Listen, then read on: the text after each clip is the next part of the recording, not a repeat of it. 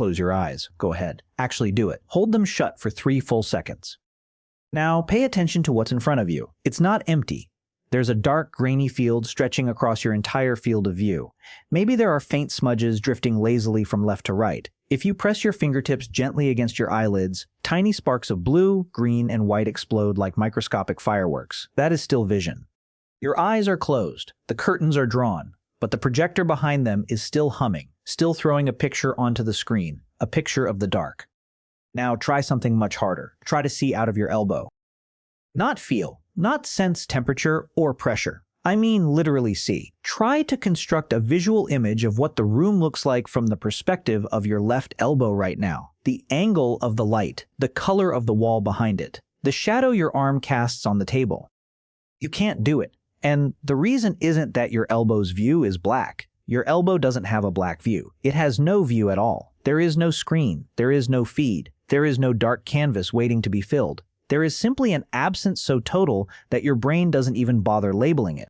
That, right there, is the closest a sighted person will ever get to understanding what someone born completely blind experiences. And almost everything you think you know about blindness is built on the wrong image.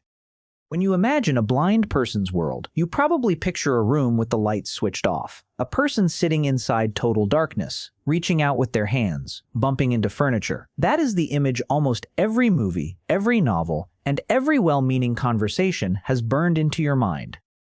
But here is the problem with that image. The person who has never seen was never handed the room in the first place. Darkness is not the default state of the universe. Darkness is a visual experience. It is something your brain constructs when your eyes are open, but no photons are hitting your retinas. You have to possess the machinery of sight in order to experience the absence of sight. You have to own a screen before you can notice that the screen is off. Thomas Edison, who has been completely blind since birth, has spent years answering this exact question on camera, and every single time, his answer lands in the same place. He doesn't see black. He doesn't see dark. He doesn't see an endless void. He sees nothing, and he means that word literally, not poetically. When people push back and say, "But it must be something," he compares it to trying to see out of the back of your head. There's nothing there. Not black, not white, not gray, just a complete conceptual blank. The proof becomes undeniable when you look at what happens during sleep. In 2014, a team of researchers in Denmark did something remarkable. Every single morning for 4 weeks, they collected detailed dream reports from 3 groups of people: individuals born completely blind, individuals who lost their sight later in life, and fully sighted volunteers. The results were stark. The people born blind reported almost zero visual content in their dreams. No colors, no faces, no landscapes, no light. Instead, their dreams were overwhelmingly rich in sound, touch, taste, and smell. They dreamed of conversations, of textures under their fingers, of the specific smell of rain on concrete. Their subconscious minds were building entire worlds out of the raw materials they had actually been given. Now compare that to someone like Christine Ha. She won MasterChef in 2012, cooking elaborate dishes on national television despite being legally blind. She lost her vision in her 20s to a rare autoimmune condition called neuromyelitis optica, which slowly dismantled her optic nerves over roughly 7 years. When Christine dreams, she still sees in full, vivid color. She walks through rooms independently.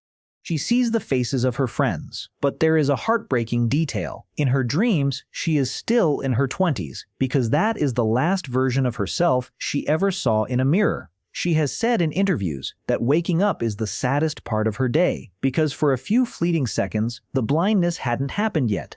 2 people, both legally blind, and their nights are constructed out of completely different material. Her brain kept the room. His was never issued one.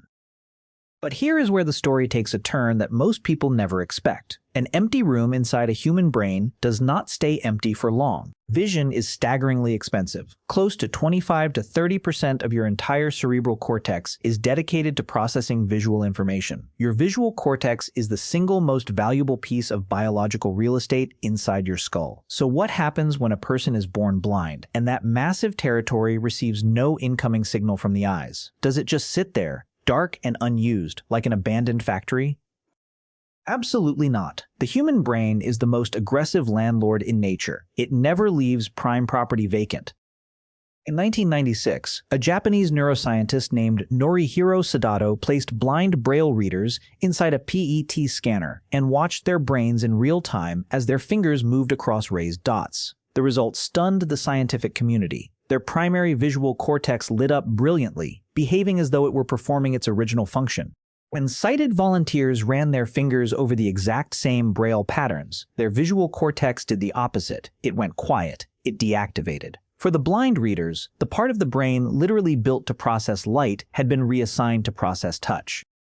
Then it gets stranger. Daniel Kish lost both eyes to cancer before he was 14 months old. He navigates the world by clicking his tongue against the roof of his mouth and listening to the returning echoes off walls, parked cars, and door frames. He rides a bicycle this way. He hikes mountain trails this way.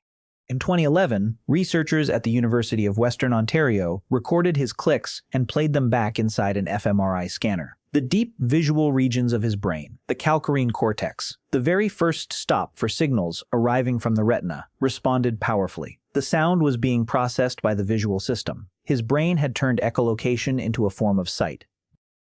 And in that same year, Marina Bedney at MIT discovered that in adults blind from birth, the left occipital lobe, the exact neighborhood where vision is supposed to live, responded more strongly to grammatically structured sentences than to scrambled speech. It was processing language. The brain had taken its largest unused property and rented it out to touch, to sound, and eventually to syntax. Sometimes the brain's desperation to see produces something deeply unsettling. When people lose their vision later in life, their visual cortex suddenly finds itself starved of input. And just like a radio tuned between stations begins to amplify static, a sight-starved brain begins to fabricate its own reality. This condition is called Charles Bonnet syndrome, and it is far more common than most people realize. Individuals who are partially or fully blind begin experiencing vivid, elaborate hallucinations. They see floating geometric grids of impossible complexity. They see Roman soldiers marching through their living rooms. They see enormous flowers blooming on their kitchen tables. They see Victorian-era faces staring at them from empty chairs. These people are not losing their minds. They know the images aren't real. It is simply their visual cortex running idle in the dark, generating ghosts out of sheer sensory hunger. The projector is still on. It's just playing films it invented itself. There is one question about all of this that remained unanswered for over 3 centuries. On July 7, 1688, an Irish philosopher named William Molyneux wrote a letter to John Locke. Molyneux's wife had recently gone blind, and he had been turning something over in his mind. He posed a thought experiment. Suppose a man born blind learns to distinguish a cube from a sphere purely by touch. He can do it perfectly, every single time. Then one day, through some miracle, he is given sight. You place the cube and the sphere on a table in front of him, and you do not let him touch them. Can he tell which is which just by looking? Locke thought no. Molyneux thought no. And for 323 years, there was simply no way to find out. Then, a neuroscientist at MIT named Pawan Sinha launched Project Prakash, a program that finds children across rural India who have been blind since birth from treatable cataracts and performs surgery to restore their vision. For the first time in human history, Molyneux's hypothetical man actually existed, and you could simply ask him. Sinha's team built 20 pairs of simple shapes out of toy blocks. Within 48 hours of surgery, a child would learn a shape by touch alone, then try to identify it by sight. They couldn't do it. They performed at random chance. The results were published in Nature Neuroscience in 2011. After 323 years, the answer was definitively no. But there was a second half to the story that Locke never anticipated. Within days, sometimes within a single week, those sane children could do it effortlessly. The bridge between what the hand knows and what the eye sees is not installed at the factory. It gets built astonishingly fast, but it has to be built at all. And it gets much harder to build the longer you wait. In 1959, a 52-year-old Englishman named Sidney Bradford received corneal grafts in both eyes after being blind since he was 10 months old. 2 psychologists documented everything that happened next. Some of it worked immediately. He could read the time off a hospital clock almost instantly because he had spent his entire life reading watch faces with his fingertips. He passed a color vision test with ease. But everything else refused to translate. Shown a drawing of a 3-dimensional cube, he saw a flat, confusing pattern of lines. He asked the researchers what depth meant. They handed him a wooden brick and ran his fingers along its edges. He understood the brick perfectly. Then he looked at the drawing again and said it wasn't the same thing at all.